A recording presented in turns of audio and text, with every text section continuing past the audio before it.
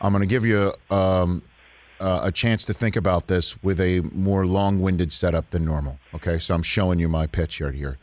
Okay. But there are so many big-time off-season acquisitions, free agents, signings, and trades, and drafted players. Which transaction, whether it's a free agent signing or a drafted player or an acquired player by trade, your ears to the ground, you talk to a lot of people, which one scares the rest of the league the most and has the team that acquired this player by trade, draft, or free agent signing is sitting in the catbird seat because they know the rest of the league is genuinely concerned about this player joining their team? Which one? Wow, there were so many trades, and I mean, it feels like the whole offseason has been one endless transaction. So I don't know if it's any fun because I don't have like a go for it spicy one. But to me, the two ones that are the most intriguing, that have the possibility of being like the most sort of devastating, are two of the biggest. You know, the Stafford to LA deal. Sounds like he has been great. And not only Stafford's really talented, so that's not, I mean, we've seen him throw for years. He's great. Mm-hmm. But it sounds like he has expanded the offense just kind of creatively, what he can do. So, and I don't know if my eyeballs will be able to know, but they are really excited in the building about just because he's so talented and because he's seen so much, where he can take this offense. So I think Stafford to the Rams is a good one. And then if Julio Jones is healthy, he is going to make the Titans extremely hard to defend. And I know they are not like a perfect team. You know, how well can they cover on the back end would be a question and all that. Right. Offensively, they're going to be extremely, extremely tough to defend because it's like you load the box against Derrick Henry, you put two on A.J. Brown, you put two on Julio. Like, what do you actually do? So I think those two trades, nothing under the radar. Those were the biggest trades of the offseason.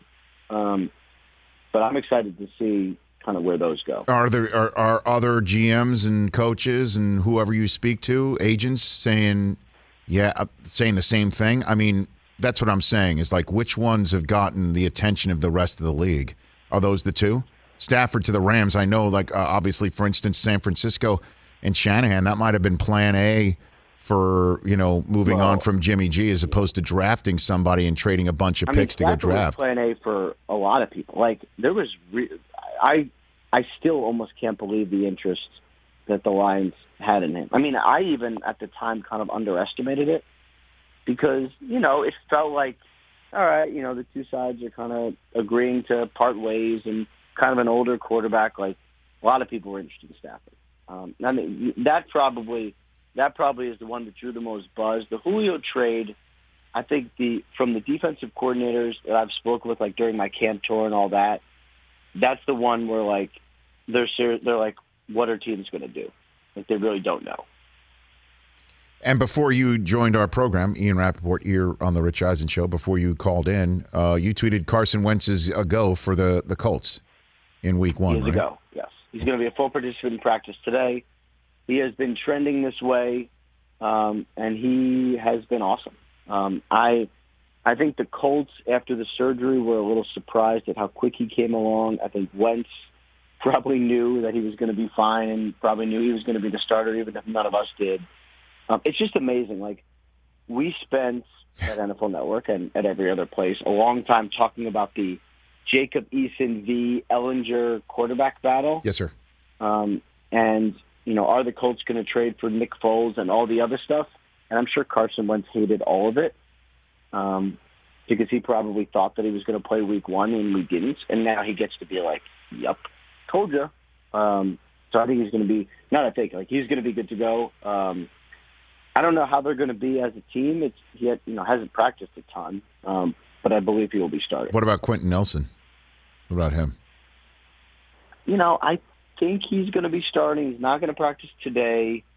It's just bizarre that two teammates have like almost the same injury. Right. I mean, it's really just weird. I know if Quentin Nelson can possibly get out there, he will. I'm not as confident in him as I am in Carson. Hey, you watched all the way to the end. Thanks for that. Watch more right here.